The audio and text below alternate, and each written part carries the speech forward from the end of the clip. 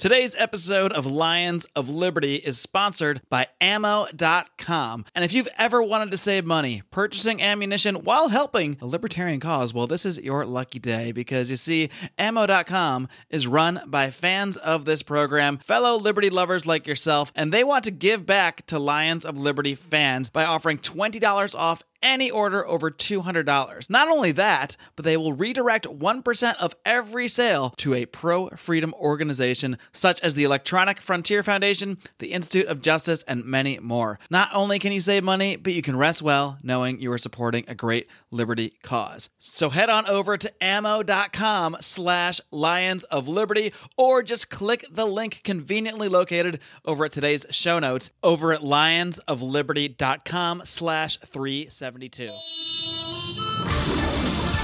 to the Lions of Liberty podcast. Here's your host, your guide, your shining beacon of liberty, Marc Claire.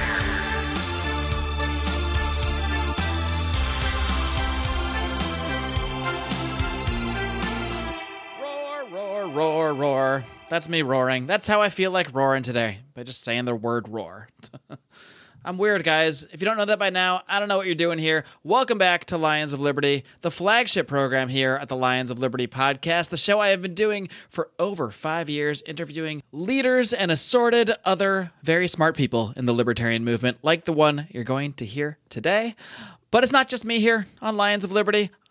I've also got some compatriots in Liberty, my friends Brian McWilliams, who brings you Electric Liberty Land, his weekly shot of comedy, culture, and liberty every single Wednesday, and John Odermatt wraps things up every Friday with his weekly look at the broken criminal justice system and the compelling, amazing, incredible stories of overcoming adversity that he's been presenting on Felony Friday. These are all the reasons you got to hit that subscribe button so you get all the shows here. And of course, tomorrow we're going to be wrapping up the temporary show we've been doing called Candidates of Liberty. I've got my final episode running tomorrow, an interview with Carla Garrick, who's running for New Hampshire State Senate. Be sure to check that out. And the fate of that show will be TBD. I don't know where it's going to go from there. We would like to do some follow-ups on the candidates we interviewed, and we may bring it back down the future. It all really just depends on the feedback we get. And of course, the more feedback we get on Patreon via your donations, the more that we can do extra programming like that. So please do check out our Patreon over at patreon.com/Lions of Liberty. We've been doing a ton of extra content, of course. We have the Conspiracy Corner Show. We have Degenerate Gamblers, which is about 2% gambling, 98% ridiculous stories. And we've got the League of Liberty with myself, Roger Paxton, Johnny Adams, Chris Spangle. Just a plethora of assorted programming. Of course, now Brian McWilliams is also doing South Park recaps with our good friend Dan Smots of The System Is Down podcast. Just an unbelievable amount of content you can get for joining the Pride for as little as $5 a month. Please do check that out over at patreon.com/Lions of Liberty. I am done plugging. Let's get to today's show. All right, my guest today is a free market economist, consultant, and author of several books, including The Politically Incorrect Guide to Capitalism and Choice, Cooperation, Enterprise, and Human Action. He is most recently the author of the book Contra Krugman, Smashing the Errors of America's Most Famous Keynesian. He is, of course, also the co-host of the podcast by the same name, Contra Krugman, along with our good friend Tom Woods. Very pleased to welcome back Robert Murphy. Robert, are you ready to roar? Wow, that was something else. I don't know if that was more like a purr than a roar. I was doing a Roy Orbison. Yeah, not bad, Robert. And now, Bob, you first appeared on this program way back in episode 35. And believe it or not, the audience has actually grown quite a bit since then. We have over 370 episodes of this main Lions of Liberty podcast at this point. So why don't we just start off with a quick recap of just kind of how you got here. How did you first take interest in free market economics in general? And I guess a little more specifically, Austrian economics. Sure. So I think it all started when I was in like 8th grade or maybe freshman year of high school. My dad was listening to Rush Limbaugh on the radio. And so if he was driving me somewhere, I would hear that.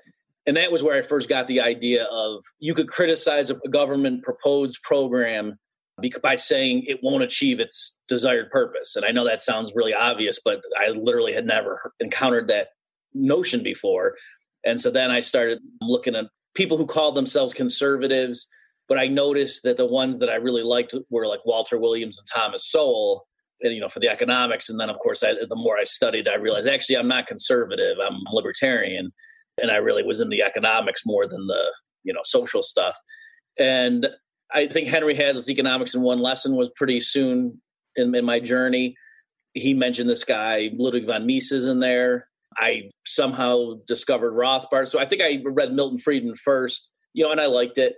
But then when I found Rothbard, I was like, okay, this guy, he's a very clear writer. And it seemed like he was more consistent in terms of, if this is what my framework is, and we just, follow those ideas as their logical conclusion. When I first read Rothbard and I realized he was an anarcho-capitalist, I thought that was kind of nutty. Like, I was amused by it, but I thought, oh, come on, that wouldn't work. And so then it was by college is when I was fully on board with that. But as of a senior year in high school, I was reading Human Action, not saying I understood it all. And I said, okay, I want to be a college professor and teach Austrian economics for my career. That's what I thought as of high school. And so that's why I went to Hillsdale College, which is where Mises' personal library was kept. So yeah, it was went from being free market economist. And then just the more I studied, I thought the Austrians were the most consistent and the clearest writers. And so that's why I went into that angle, or went into that school. I gather that, universities aren't exactly chomping at the bit out there to find Austrian economists to bring into to their economics department. How did you find trying to pursue a career sort of on that end of things? It keeps getting better, believe it or not. So yes, it is true that when I was first doing, like when I was in grad school, there were two schools of thought. And one school was to say, hey, if you're a budding young Austrian economist and you're getting a PhD in economics, just keep that to yourself, so have it so that your papers on your, CV, which is like the academics analog of a resume, listing your papers and stuff, make it look like it's totally mainstream and whatever. Then once you get tenure somewhere, then you want to start writing on Austrian stuff, go ahead. So that was one school of thought. But then even back then, I'm not that old. This would be like the early 2000s where, I was in grad school and was hearing these different forms of advice. But even back then, some people were saying, number one, you're just going to be miserable. Just do what you love and don't try to, be so strategic about it. But also the idea was, look, there's a few places where they are friendly to Austrian economics. And so you have to show those people who you are. Otherwise, they won't know, they won't be able to find you. And so, but that process has continued. More Austrians get placed somewhere. And then, if they're on a hiring committee or something, they can kind of try to move you to the front of the pack. And there's, where I am right now, Texas Tech, we have the Free Market Institute, which is very friendly to the Austrians. There's plenty of card-carrying Austrians on our faculty. Obviously, George Mason's another. And these are PhD granting institutions. And then at the regular, more liberal arts colleges, there's places like Hillsdale, Grove City. So you're right. There still is an upward battle or fight, but it's much better now than it used to be. So at this point, for someone to be, it used to be that it was like the kiss of death if you were an Austrian for your career. Now I say, no, it's more like just chopping your left arm off. Right. It's still a bit of a battle, but you can work your way in there. And what exactly, I guess, differentiates Austrian economics from more mainstream economic point of views for people that might not be, as familiar with the term? So, do you want me to distinguish, like, as opposed to the Chicago school, which is also free market? Sure. I guess from the approach of someone who might just be tuning into the show for the first time and is kind of just learning about libertarianism, why does this term Austrian economics matter? What's so different about it that we should be paying attention? Yeah, and so I do want to be clear that it is a distinctive school. It's not merely like, oh, I don't like the government, and so the Austrians agree, and so that's why. Because even within the free market economist community, there's the Chicago School of Economics that like Milton Friedman embodied, and then the Austrian school. So they would agree on things like they'd be opponents of Keynesian fiscal policy, right? So to say, oh, if there's a recession, the Keynesians would say the government needs to run a budget deficit, let's say, especially if interest rates are really low. Whereas both the Chicago school and the Austrians think that's a bad idea. But the Austrians, in terms of just their analytical style and what their content is, to me, the big difference, and I'll just summarize for you here because of your question, is that the Austrian understanding of money and banking and what causes the business cycle. And so the Austrians, their, if you want to say, model of the economy is pretty rich, and it has what's called a capital structure. So the idea is like there's different stages of production, like mining is something that, bringing minerals to the surface or whatever, that's important, but that's not going to turn into a consumer good until down the road. So it's like mining and processing and manufacturing and retail and then consumption.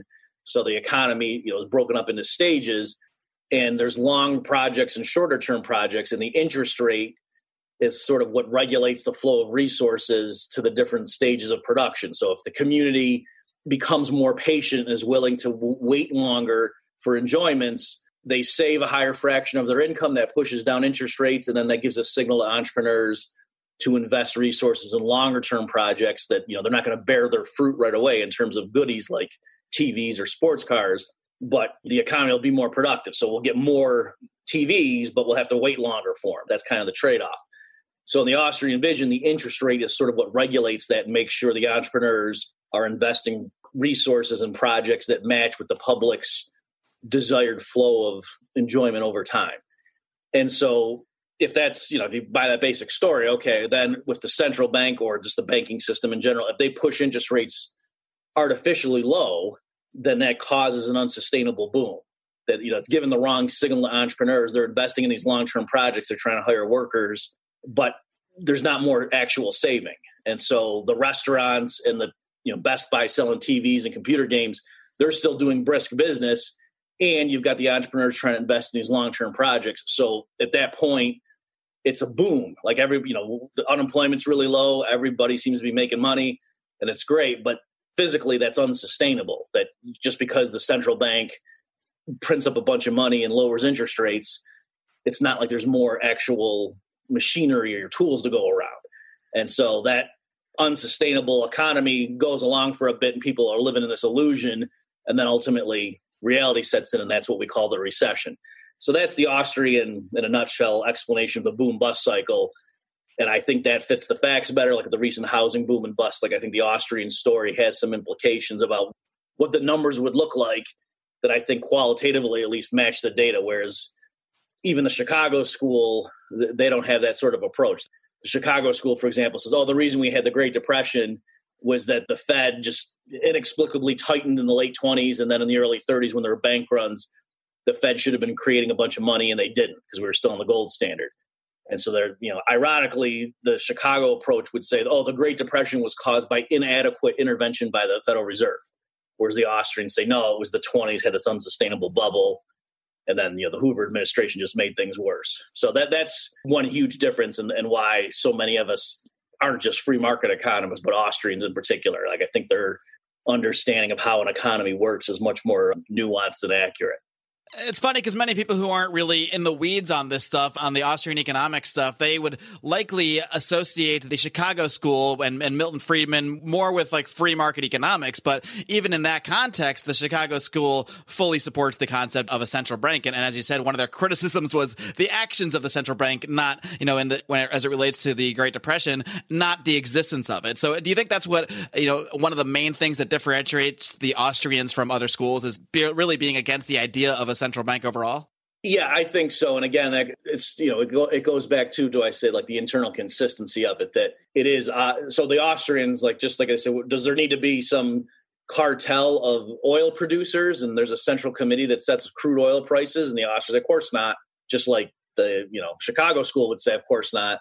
But then, when it comes to money and banking, the Chicago school is much more sympathetic to, there should be a cartel of banks and some central politically appointed committee that sets interest rates. Yeah, sure. Why not? So in fairness, later on, Friedman had some doubts and, he had different proposals. But yes, you're exactly right that the Chicago school is much more open to the idea that, as long as it was run by the right people, a central bank could actually improve upon a decentralized market in money and banking. Just got to get those right folks in there, Now, so what is the big deal with this Paul Krugman guy? And we hear so much about this guy. He's one of the most world-renowned economists, to the point that I guess it's probably fair to say that you've become pretty obsessed with his work at this point, having the podcast and the book and everything. When did you first, become interested in the work of Paul Krugman? I guess interested is, taken a certain way there. And, why is he so revered? Why is he so renowned as sort of someone to look to for economic wisdom, I guess you might say, by many in the mainstream? So Krugman's a really sharp guy. Let's just be clear about that. And he's a good writer. He's very clear. He can take economic, esoteric economic things or something where you would, to really understand like someone's journal article in an economics journal, you would need to know a bunch of math and also have studied other economic models to even know what the heck the guy was saying. Krugman's pretty good at taking something like that and then paraphrasing it or putting it in plain English, in a column in the New York Times, for example. So he's really good with that. And believe it or not, people don't know this, but as of the late 1990s even, I mean, Krugman, I believe, was always a Democrat, at least in his adult life, and would be on the liberal side of the political spectrum. But he was not like a far left guy by any stretch. And in fact, his main academic work was on trade theory, like international trade. And he was a proponent of free trade and would spend a lot of his time in terms of his essays intended for the general public, sort of debunking mercantilist ideas. Or when somebody like even Robert Reich came out, and was critical of trade deals and things in the 90s, Krugman was pretty critical, kind of like, you don't even know what you're talking about. Like, at least learn our stuff before you throw it out the window, that kind of attitude. And then at some point, I don't know what the exact timeline was, but he had a column for the New York Times, he had being this famous economist writing. And then it was in the George W. Bush administration that I think you can really see Krugman sort of got weaponized, as it were. And just, and the particular issue was the invasion of Iraq, which, good. Okay. That is something that would really make you get hardened and cynical. And then, so his writing, I think, took a more strident tone. Like, he wasn't just the economist coming in and informing the public and maybe having a saucy line or two. It turned more into like a real political foe. And I got to wake people up to the evils of this administration. Again, I get why that would, especially if you had been a liberal, why you would hate the George W. Bush administration. And so he just kept ramping it up, the tone and so forth. So I think he started gaining a following, and I think he realized, okay, I've done the academic stuff, and now this is kind of fun for me to be a public intellectual. And I think he realized that when you're in the punditry game, people know who Ann Coulter or Sean Hannity are. They don't know who are the people who are much more civil, right? In other words, to get famous and to get a big following, you have to be the most of whatever it is that you are. And so I think he just started playing with that and realizing, I don't care. People think I'm, out of line. I don't care. Or I'm incivil. So what? It's funny that the Iraq war would be what gets him fired up, because based on a lot of the things you hear him saying nowadays, from an economic perspective, you think he would love the Iraq war, because any kind of huge government expenditure, according to his views now, is basically just a wonderful thing that will help us all, except, I guess, the dead people. Yeah, well, he did. I mean, it's funny you say it, because, he did after 9/11, like within the next week or something, he had a column in the New York Times saying, he didn't literally say, I'm glad that happened, or it's a good thing that happened. But he did say things along the lines of, well, we've needed an economic stimulus for a while, and the Bush administration certainly wasn't going to give it to us. But so the silver lining on the cloud of this tragedy is that at least now this should, stimulate investment and blah, blah, blah. So he did tiptoe up to, saying that, yes, the economic benefits of this attack will manifest themselves. So just to finish that, so he wins the Nobel Prize. I think he won it it was either 2008 or 2009. For his work on trade theory. But a lot of people thought that was, sort of rewarding him and elevating him because of his work in, being a staunch opponent of George W. Bush. And the problem with him is that he flipped on a dime. Like, he didn't mention a word about Obama's foreign policy. And so it's, as opposed to someone like Glenn Greenwald, who was a huge critic of the Bush administration in terms of civil liberties and whatever, plus, the wars. But then Greenwald was consistent. So when the Obama administration kept doing, detention policies, whatever, then Greenwald. So that's fine. But Krugman stopped doing that. As to why he's such a big deal and why do I focus him? So it's, again, for someone who was going to make the case for Keynesian interventionist policies, to steer the economy or to improve upon the free market, Krugman at that point had a Nobel Prize. So he had a lot of credibility. And again, he was a very clear writer. So it was like, he would articulate precisely the case for what he was doing. So if you disagreed with it, he was a great person to grab and say, this is what their case is. Now let me pick it apart. So that's why I started following his stuff. And then, at some point, I just noticed, because I had started reading it and because he was so strident, like Krugman, for those who don't know his work, it's not merely that he disagrees with his opponents. He literally says the reason, like, for example, people oppose Obamacare is because they don't want black people to get health care. Like, he literally says that. It's not, it's not even innuendo. So right, it's far beyond an economic breakdown at this point. It's all of his analysis is really filled with just so much hyperbolic rhetoric that it's hard to just, I guess, when maybe someone like yourself, to just see that stuff and just let it go without being challenged. And over the years, I think he's gotten worse on that. So it's true. So for people who like recently have dabbled and looked at some of Krugman's stuff, they say, Bob, why are you and Tom talking about Tom Woods? They got my co-host for our podcast. Why do you guys waste your time with this? And to be fair, if Krugman wrote all throughout, as he's been writing the last few years, it's possible we wouldn't have, because he's just so often nowadays, his columns, you wouldn't even know he was an economist. Like he just said, oh, I don't like something, so it should be illegal, or the government should, without doing a marginal benefit, marginal cost framework the way an economist would. So I do see that, but I think he's gotten worse over the years. In the beginning, he did at least go through the motions of trying to say, using economic theory, here's why my ideas make sense. And this is why the Democrat politician has a better case here than the Republican opponent. Whereas now it is straight from that, I think. I think now he just wants to be the cool guy catering to a progressive left readership.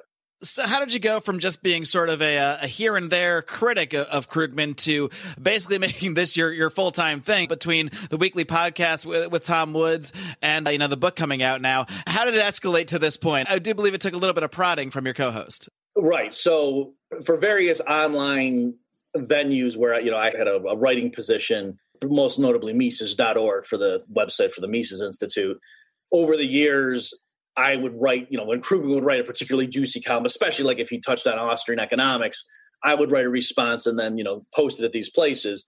So over time, I started building up this body of work. And then also I just have a good memory. And so I was able to, it was kind of a self-reinforcing thing that once I kind of was like the person in the free market Austrian camp who really was an expert on Krugman's stuff, then anytime he came out with something new, people would send it to me like, oh, Bob, you got to hit this. And so I was pretty good at like saying, oh, Krugman says this now, but actually back in May of 2012, he said such and such, that kind of thing. And so it just kind of built on itself. Like it became my unofficial duty to kind of keep tabs on Krugman, just because I already had this work I had put it in ahead of time, just because I was reading him as a hobby almost. So then at some point, Tom Woods calls me up and he said, Bob, I got an idea, but before you say no, let me just at least get it all out. So he was already primed to think you were going to want to shoot this down. Yes, I was in a parking lot, because I remember I parked and I'm sitting there on the phone, in the parked car at a parking spot. And he says, we should have a weekly podcast where we take Krugman's column and we just go through and critique it. And that's what the show is. This is a weekly podcast that we just take Krugman's latest column and go through and critique it from an Austrian perspective.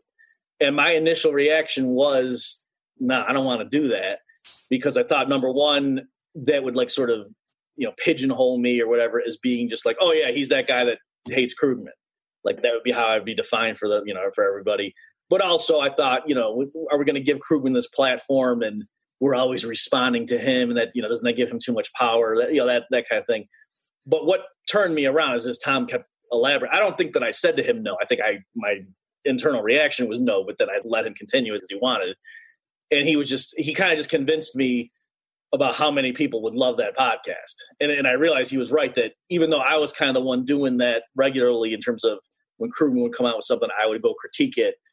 There were other people doing that stuff too. Like I remember Scott Sumner also was really good at taking something Krugman wrote last week and then saying, well, wait a minute, in the late 90s, he said the exact opposite, or quoting from his textbook to show. So, and those were always my favorite things to see, when some other economist would catch Krugman contradicting himself or whatever, that I hadn't realized. And so I thought, okay, yeah, if that's my favorite thing to read, if we're pumping out this podcast, there's going to be lots of economists and just the general public who can't stand Krugman that are going to think this is hilarious. So yes, it was Tom's idea, and I initially was skeptical, but on that phone call, he convinced me, and that's how it started. Hey guys, this is Roger Paxton, and if you're fed up with the government running every single aspect of your life, but you're not listening to the Lava Flow podcast yet, then what's wrong with you? Check us out at thelavaflow.com, or just go back to sucking up to the government. The Lava Flow podcast, striking the root every single episode.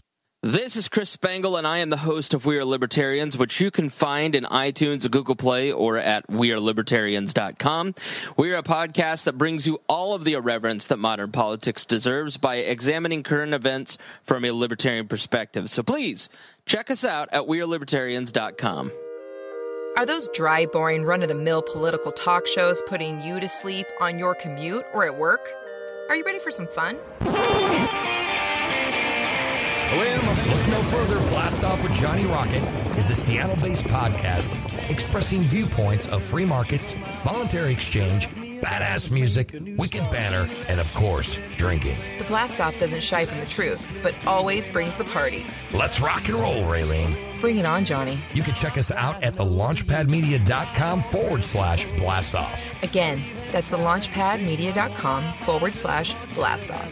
Launchpad Media. Always launching ideas in your direction.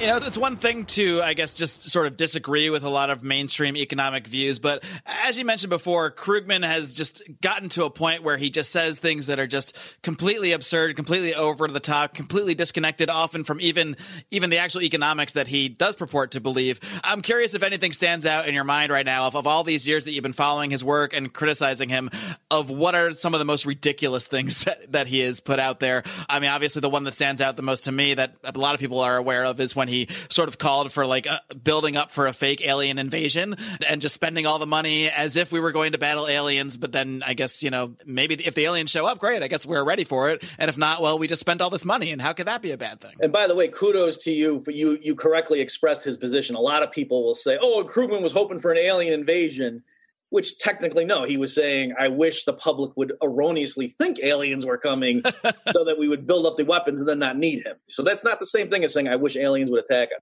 He's not lusting for interspatial war. He just wants us to be prepared for it. Prepared for it unnecessarily, yes. So yeah, you're exactly right. And people don't know what we're talking about. Go to YouTube and check it out. If you just type in Krugman alien invasion, it'll probably be the top hit. The videos out there are pretty funny, too, because a lot of them are all doctored up with creepy music and stuff like that. So yes, that's...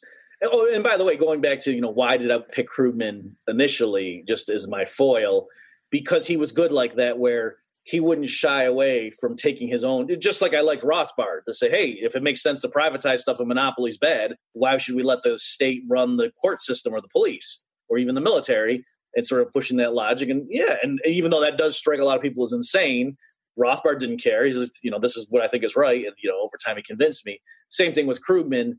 He will, to make sure people get the point, he will give an exaggeration of, or take his idea to the logical limit. So like in this case, yes, Krugman will, because the context of that was he was on a panel with Rogoff, I think, an economist, I think from Harvard, who was calling for government stimulus. So this was after the financial crisis. This was like 2010 or something, where, there was still high unemployment and Keynesian economists wanted the government to run a budget deficit to create jobs and boost GDP.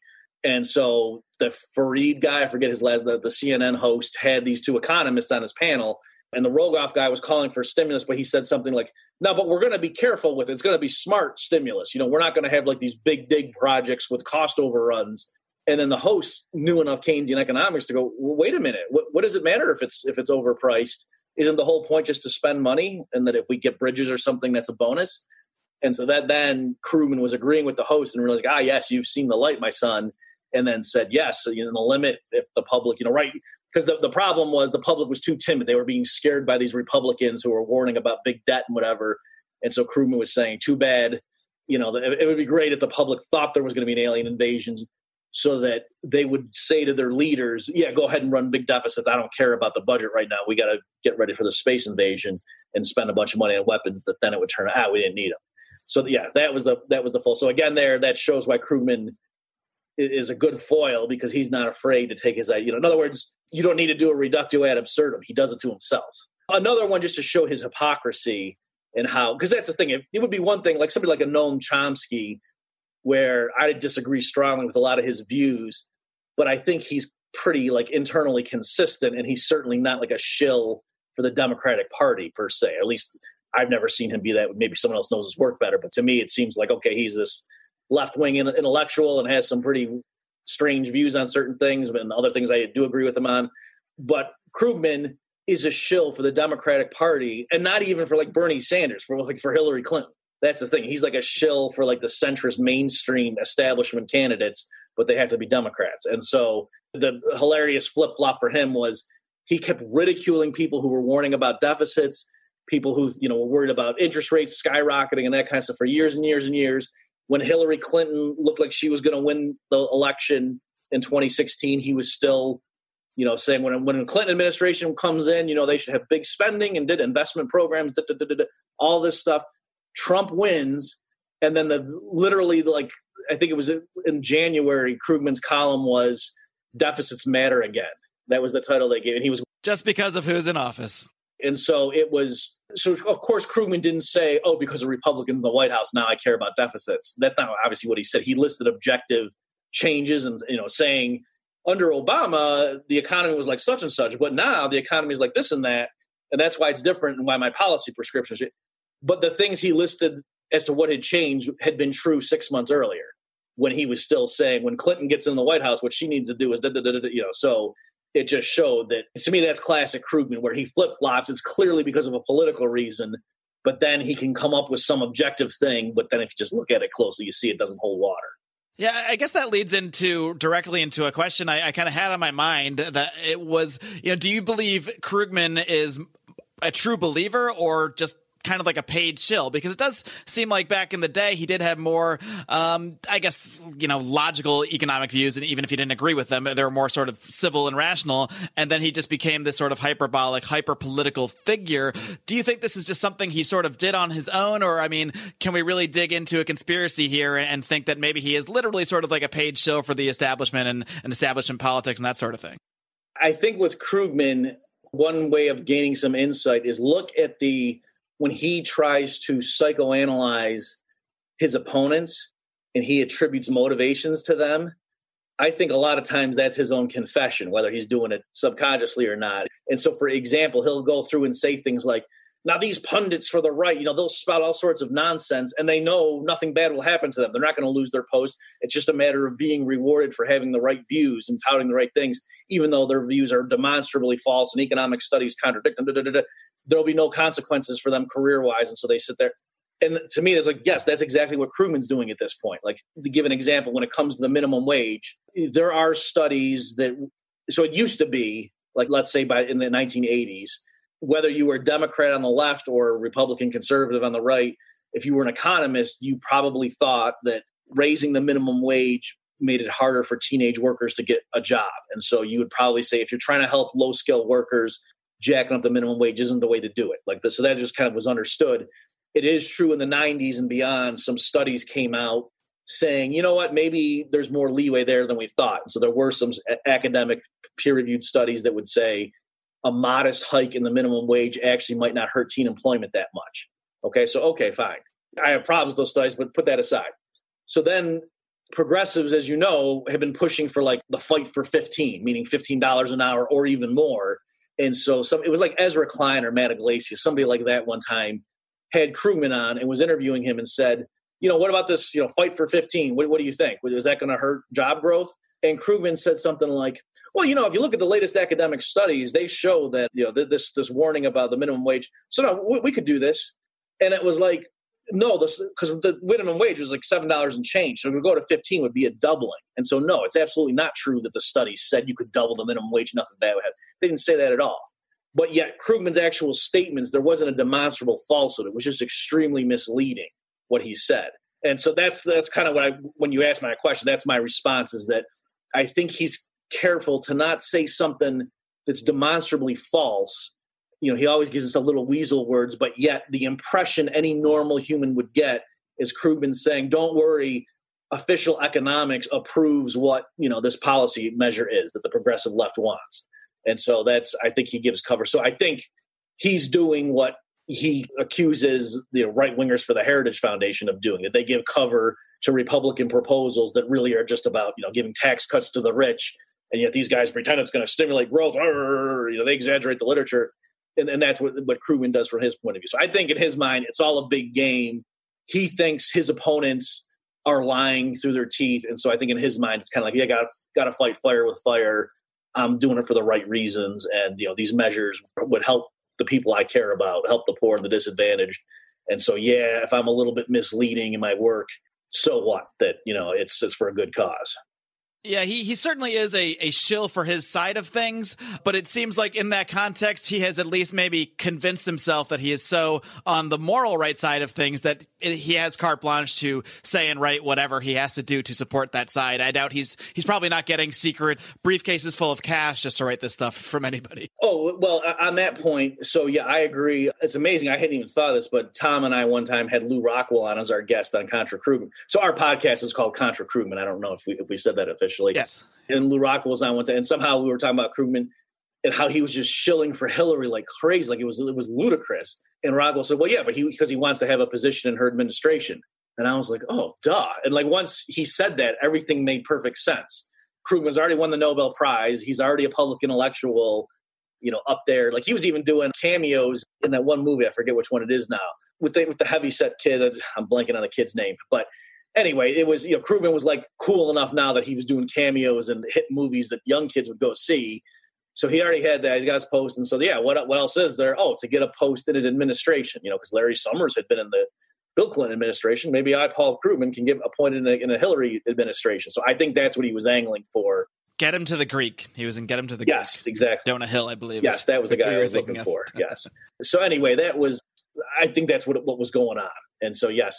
But in terms of getting paid too, I mean, he does, I wish I had the numbers at my fingertips, but he got offered. So he went and took a post at the City University of New York to teach a class on inequality, and the amount that he was getting paid, like in terms of the annual amount divided by the number of classes he actually had to give, it was ludicrous. I don't remember the number, but it was something like $10,000 a lecture or something to teach about the evils of inequality. So it was just hilarious. Bob, how aware are you aware, I guess, of how aware Krugman is of your work? I know, I mean, even before the podcast, you had the whole debate challenge to, raise like $100,000 for a charity to debate him. That debate never happened. But I got to think at this point, he's at least aware of the podcast and aware of the book to some extent.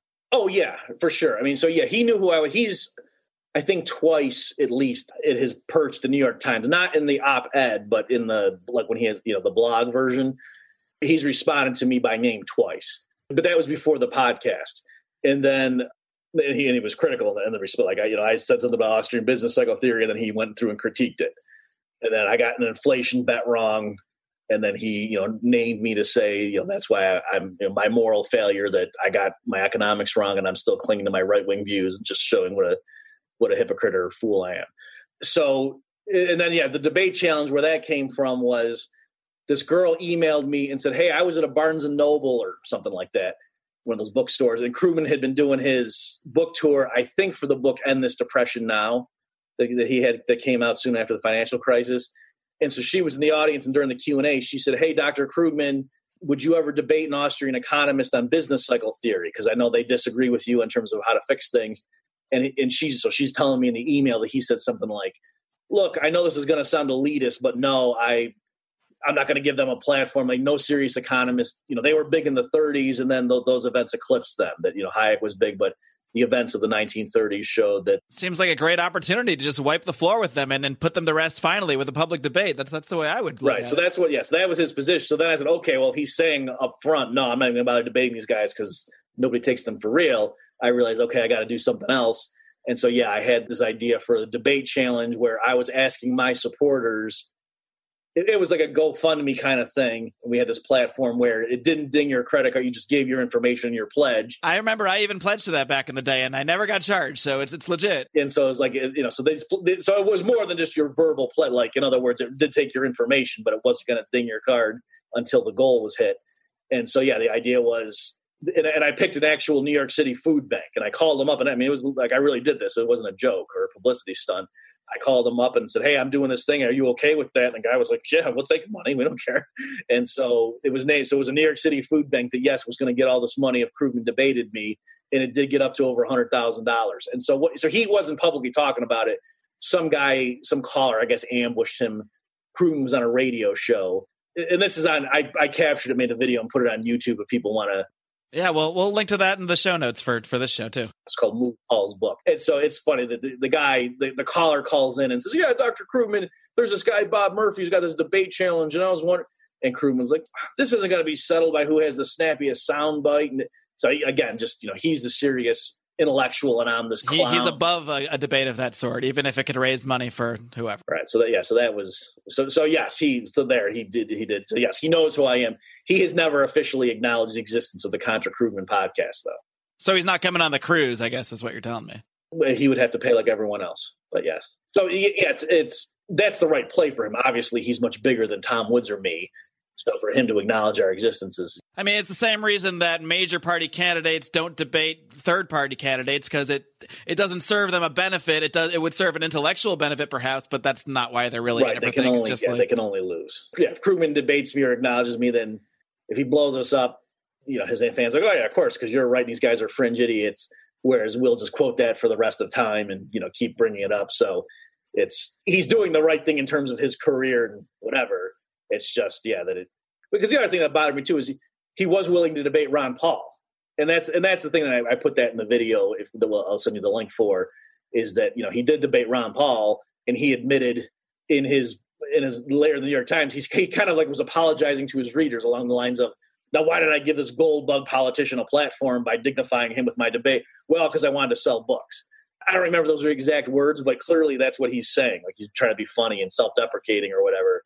So that's why I was saying, okay, why don't you debate me then, Krugman, and sell a bunch of your books? What the heck?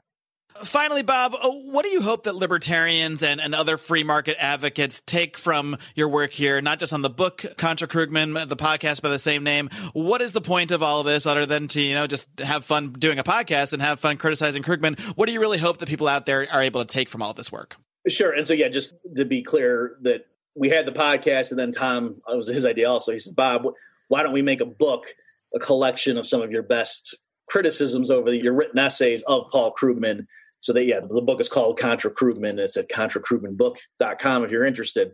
So in all, frankness, I know we're joking around and such, and Krugman is a fun guy to attack just for his hypocrisy. But it really is an opportunity to teach free market economics, especially from the Austrian position.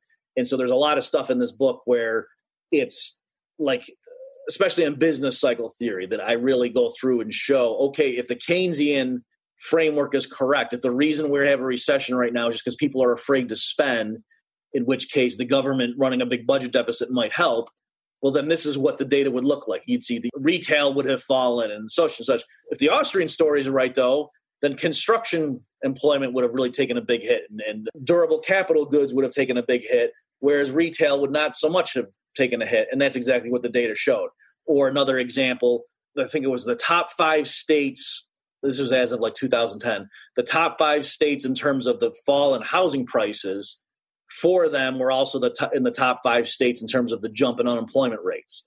Okay, so if you thought that the problem was there had been too much investment in housing during the bubble years, and that was like a real malinvestment that needed time to be liquidated and workers needed to get reallocated into different sectors, that would be consistent with that. Whereas if it was just, people panicked and so everyone just stopped spending, you wouldn't have thought it'd be concentrated in the states that had the biggest housing bubbles. You would just think generally employment would have fallen across the country more uniformly. So just going through and just showing that the actual data do back up the Austrian story. So again, for people who would like to get into more of the weeds of that stuff and the details, this book lays all that stuff out. And there's lots of other topics as well, particularly climate change economics, just to show, because Krugman likes to write a lot on that as well. And again, it's not just, Al Gore's running a hoax here. No, it's using the UN's own published summary of the literature. You can see that the stuff Krugman's saying is just demonstrably false. Right. That's why what I like about your approach to the climate change stuff is you don't try to get into science. You accept that, we're going to just agree for the sake of the argument that the science is what everyone agrees. The science is what Paul Krugman says it is. Now let's break down his solutions from that point. Right. And that's the thing. And I even had an article called something like Paul Krugman, environmentalist first, economist second, by which I was just showing, he wasn't even trying to do things in a cost-benefit framework the way someone like William Nordhaus, who just won the Nobel Prize in economics and actually was Krugman's mentor on this stuff. Nordhaus, I disagree with him, but at least he does always try to do things in a cost-benefit framework and say, well, there's a negative externality, and so then you put in a carbon tax. And Nordhaus's recommended policies are actually pretty moderate compared to what somebody like Krugman is saying. And so that's a point just to show that Krugman's not even pretending to be an economist anymore. He's just saying, climate change is bad, so the government should get rid of coal-fired power plants, as opposed to, there's a negative externality, let's put a price on emissions, and which is a more buttoned-down mainstream economist approach.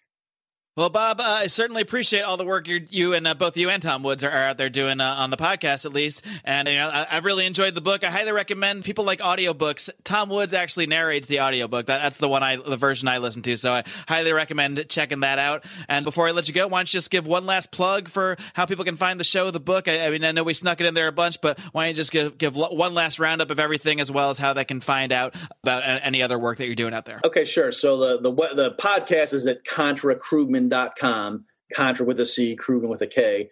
And then the book is ContraKrugmanBook.com. It's got its own dedicated page. And then everything about me, you can find it consultingbyRPM.com. All right, Bob Murphy, best of luck with all your work. And I know you're going to stick around for a quick little bonus segment. So if you're one of our Patreon subscribers, head on over to Patreon and you'll get some more questions from Bob Murphy. All right. Thanks, Marc. Take care, Bob. All right, friends, I hope you enjoyed that conversation with the great Robert Murphy, co-host of the Contra Krugman podcast, along with our good friend Tom Woods. Again, I got to say, I listened to the audiobook. It's really fun to hear Tom Woods read it to you. So that's the format I prefer, but please do check out the book. Really, it really helps you get together a lot of the arguments that you hear out there because, believe it or not, Paul Krugman has a huge audience, and a lot of people take their economic arguments directly from him. So it's great to have those put together responses that are directly addressing the kinds of things that Paul Krugman says. I think they can really help you in your arguments out there that you're having with people. Hopefully you're not losing your mind too much on Facebook and that sort of thing, having these conversations. I prefer real life conversations myself. I find they're much more civil. So that's the route I would recommend. Less Facebook arguing, more real life conversations like the ones we have here on this program. And for more of today's conversation, you can head over to our Patreon, patreon.com/Lions of Liberty, where Bob Murphy took questions from our listeners, from our supporters, our members of the Lions of Liberty Pride, our supporters on Patreon. Again, for as little as $5 a month, you can get access to all of the bonus content we do,